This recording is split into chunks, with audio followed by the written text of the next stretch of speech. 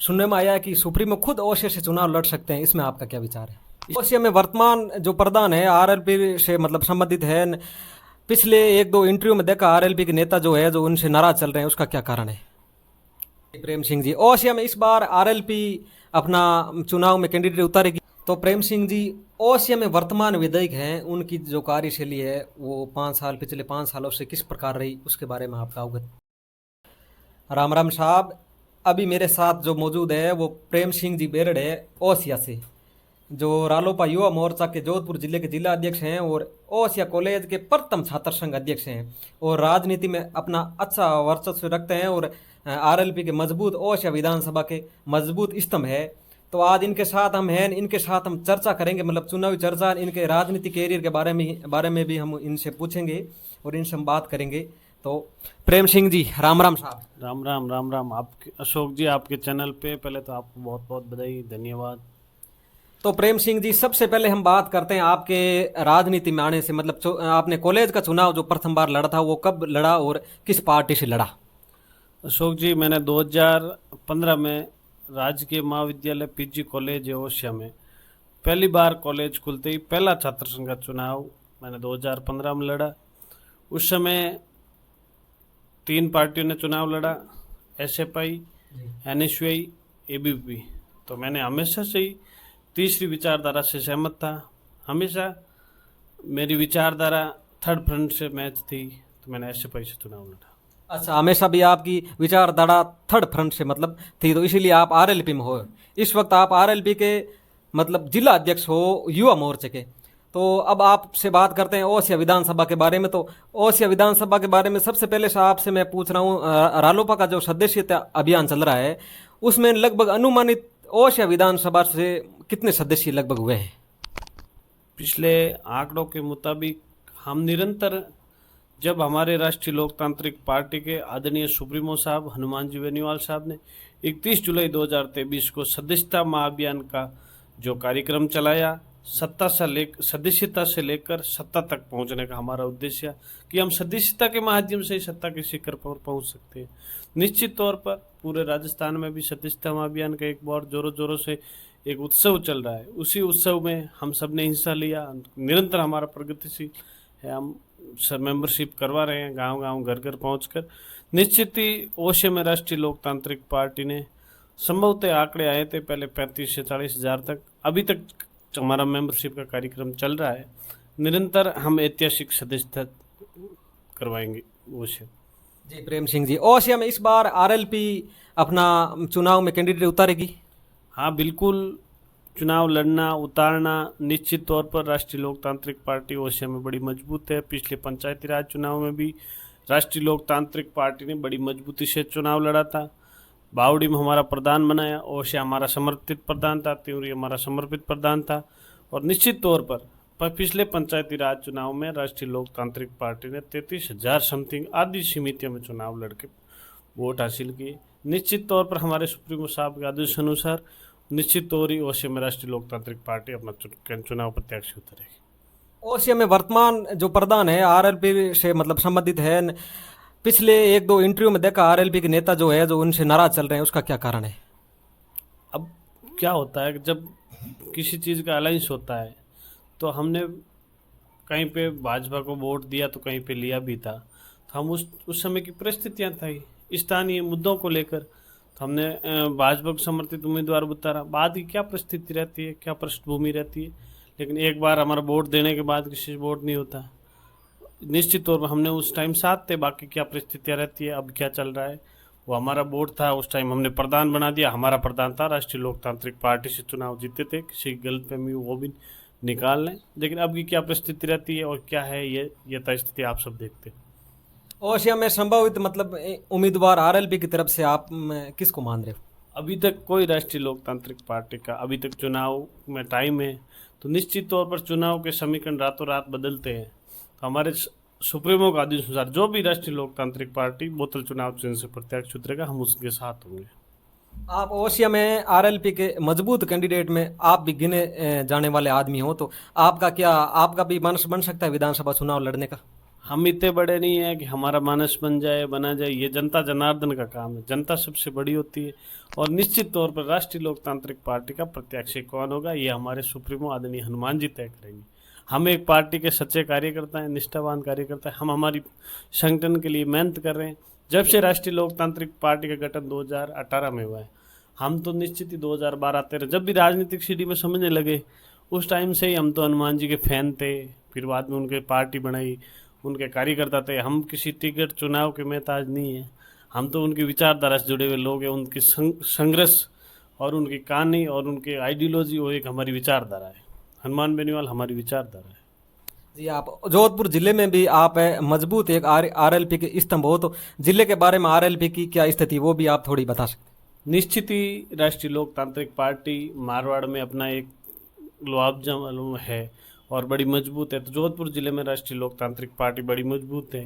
पिछले 2018 के चुनाव में राष्ट्रीय लोकतांत्रिक पार्टी ने जोधपुर में 2-3 सीटों पे चुनाव भी लड़ा था। बड़ी अच्छे मजबूती से वोट भी मिले थे। भोपालगढ़ से हमारे आदरणीय पुखराज जी गर्ग साहब अभी एमएलए है। निश्चित तौर पर आगामी चुनाव आपको एक चौंकाने वाले नतीजे आएंगे। राष्ट्रीय लोकतांत्रिक पार्टी जोधपुर जिले में 4 से 5 सीटें चुनाव जीतेगी। निश्चित तौर पर आप लगता ही है लोआउट है ओसियां शेरगढ़ लूणी विभिन्न स्थानों पर राष्ट्रीय लोकतांत्रिक पार्टी बड़ी मजबूती से है। और सदस्यता अभियान भी को लेकर भी हमारे संगठन के प्रभारी है, सह प्रभारी है, प्रधान है, जिलाध्यक्ष, ये सब लोग कड़ी मेहनत करने लगे हुए हैं। आरएलपी जो सदस्यता अभियान चला रही उसमें चुनाव का ऊपर कुछ प्रभाव पड़ेगा? हाँ बिल्कुल, क्या है कि किसी को चाहे जब एक आदमी होता है उसको किसी भी हर एक संगठन अपना अपना सदस्यता अभियान चल रहा है, लेकिन राष्ट्रीय लोकतांत्रिक पार्टी का इस बार जो भी सदस्यता अभियान का कार्यक्रम था ये हिंदुस्तान में हमारी जानकारी के अनुसार ये पहला ऐसा सदस्यता अभियान चल रहा है जिसमें एक एक आदमी एक एक कार्यकर्ता ये बता सकता है कि मैंने संगठन के लिए इतना काम किया। अपनी खुद की आईडी बनाना, मिस कॉल करना, लोगों को जोड़ना, एक एक कार्यकर्ता की संगठन के सुप्रीमो के या संगठन के प्रमुख पदाधिकारियों के सामने अपना स्पष्ट बता सकता है कि मैंने संगठन के लिए इतनी मेहनत की, खुद की आईडी बनती है, वो मेंबरशिप करवाते। निश्चित ही आप एक आदमी को जोड़ने, कुछ लोग हमें फ़ोन आते हैं बहुत सारे, हमें राष्ट्रीय लोकतांत्रिक जुड़ना है तो पहले बहुत फ़ोन आते हैं। हमने बोला कि भाई आप जुड़ जाओ, संगठन जुड़ जाओ, संगठन के साथ रहो, मेहनत करो। लेकिन अभी उनके जुड़ने का एक प्लेटफॉर्म मिल गया तो इस बोले ऐसे ऐसे करो, आप पार्टी से जुड़ जाओगे, तो ये इससे बहुत बड़ा प्रभाव पड़ेगा। ये राष्ट्रीय पार्टियों से सबसे बढ़कर के जो राष्ट्रीय लोकतांत्रिक पार्टी का जो मेंबरशिप कार्यक्रम चला ये बहुत ऐतिहासिक है। 1 महीने में 31 मेंबरशिप आज तक किसी संगठन ने नहीं की। वर्तमान ओसिया में विधायक है उनके और हनुमान जी के बीच में मतलब काफ़ी विचारों से अनबन चल रही है, तो सुनने में आया है कि सुप्रीमो खुद ओसिया से चुनाव लड़ सकते हैं, इसमें आपका क्या विचार है? इस पर हम कोई स्पष्ट नहीं देना चाहते, ना हमारी जानकारी में है। जो भी सुप्रीमो का आदेश होगा सुप्रीमो साहब लड़ सकते हैं, निश्चित भी सुप्रीमो साहब चुनाव लड़ते हैं, चुनाव जीतते भी है। वो कहीं से भी चुनाव लड़ो, उनके लिए कोई बड़ी बात नहीं है। और निश्चित जो अनबन थी विधायक जी से, तो उन्होंने पहले 2-3 बातें बोल दी जोश में, अपनी फॉलोइंग जुटाने, आरएलपी की वजह से टीआरपी बढ़ाने के लिए उन्होंने बयान दे दिया। बयान देने का आपने नुकसान खामियाजा भी भुगता ना, ये भी सबके सामने क्या खामियाजा भुगता। कोई अपने बयानों से सुर्खियों में आने के लिए अगर कुछ भी बयान दे जाए, मैं किसी बड़े आदमी का नाम लेता हूँ तो मेरी भी निश्चित तौर पे सुर्खियों में आऊँगा कि उसने ऐसे बोल दे। सिर्फ सुर्खियाँ बटोरने के लिए उन्होंने जो बयान दिया, तंज कसना, बोलना, बाकी हनुमान जी कहाँ हैं और वो कहाँ हैं, बड़ा फर्क नज़र आता है। ओसियां विधायक जैसे तो हनुमान जी ने 2-3 खुद के दम पे एमएलए बना दिए। वो तो एक पार्टी सिंबल से चुनाव जीत के आए और उनके पीछे राजनीतिक पृष्ठभूमि से आते हैं, विरासत में मिली राजनीति कह सकते हैं उनको। हनुमान जी अपने खुद के संघर्ष और एक अलग आइडियोलॉजी है। तो प्रेम सिंह जी ओसिया में वर्तमान विधायक हैं, उनकी जो कार्यशैली है वो पिछले 5 सालों से किस प्रकार रही उसके बारे में आपका अवगत? निश्चित ही हमारे विधायक तो है, लेकिन उनकी कार्यशैली सबको पता है। निश्चित तो पिछले 5 सालों में जो एक जिस हिसाब से लोगों ने वोट दिए परशुराम जी के पीछे, जिसे बहुत उम्मीदों के साथ लोगों ने वोट दिए, जोरों शोरों से चुनाव जीता, वो उम्मीदें नहीं मिली। आम आदमी का काम भी नहीं होता है, वो एक पक्ष की कार्रवाई करते हैं अपने लोगों के लिए, किसी को उल्टा फंसाना टारगेट कर करके, वो एक बदले की भावना से राजनीति करते हैं। और जिस तरह उनका विकास की क्या बात बताए, हमेशा रात को आती है पोस्ट, कल एक बहुत बड़ा पिटारा खुलने वाला ओसिया के लिए, सुबह 2-4 टंकी खुल जाती है। ये टंकियाँ, ये तो एक जल स्वामी योजना इसके तहत बनना है। हर घर पानी हर घर नल, ये तो एक योजना है। और निश्चित ही इतना जो सोचते वैसा नहीं है उनका। एक तरह का जिस तरह से अपने कार्यकर्ताओं को, वो लोग भी खुद जब कब आचार संहिता लग जाए और जब किसी पेड़ के पतझड़ ऋतु में पत्ते झड़ते हैं, उसी तरह आचार संहिता लगते ही कांग्रेस में लोग अभी जो पिसीज रहे, ये हालत है वो श्याम कांग्रेस की। कार्यकर्ता बोल भी नहीं सकता, अपने नेता से निडरता से अपन बात नहीं कर सकते, तो नेता क्या। इसी तरह उनकी छवि अब सबको, ये चीज़ एक मेरे दोहराने की बात नहीं है। जी प्रेम सिंह जी, बिल्कुल। प्रेम सिंह जी, सुनने में आया कि रालोपा गठबंधन करेंगे। पिछली बार जो भाजपा से किया था, इस बार क्या मानस रहेगा रालोपा का? ये राष्ट्रीय लोकतांत्रिक पार्टी जरूरी है, बड़े संगठन क्षेत्रीय दलों से गठबंधन होता है नहीं, हम सब देश परिपाटी वो तो होता रहता है गठबंधन। लेकिन अभी तक जो भी गठबंधन होगा क्या होता है, ये हमारे राष्ट्रीय लोकतांत्रिक पार्टी के सुप्रीमो साहब तय करेंगे। हम जो उनका आदेश होगा उस आदेश अनुसार रहेंगे। पिछली बार भाजपा से किया था, क्या पता इस बार सुर्खियों में चल रहा है कांग्रेस या भाजपा, तो जो ये सदस्यता ले रहे हैं आरएलपी के, वो सारे के सारे वोट सुप्रीमो को पीछे चले जाएंगे? हाँ बिल्कुल, जो हमारे सुप्रीमो साहब का जो भी आदेश होगा वो हम सब के लिए सर्वमान्य है, क्योंकि हमारा जो हमारे कैप्टन है, बॉस जो भी आदेश करेंगे, हम तो पार्टी गठबंधन करो, सिंगल फाइट करो, जैसे भी होगा हम उनके साथ हैं। या आरएलपी इस बार पूर्ण बहुमत से सत्ता में आ सकती है? हाँ बिल्कुल, इस बार 2023 का जो राजस्थान का मुख्यमंत्री बनेगा, वो मुख्यमंत्री राष्ट्रीय लोकतांत्रिक पार्टी तय करेगी, हमारे सुप्रीमो तय करेंगे राजस्थान की सरकार किसके हाथों में होनी चाहिए। बिल्कुल। अब लास्ट सवाल रहेगा आपसे, आरएलपी का चुनावी मुद्दा क्या रहेगा, मतलब पूरे राजस्थान में और ओसिया में? राष्ट्रीय लोकतांत्रिक पार्टी के चुनावी मुद्दे आम आदमी, हर एक आदमी की नज़र में है।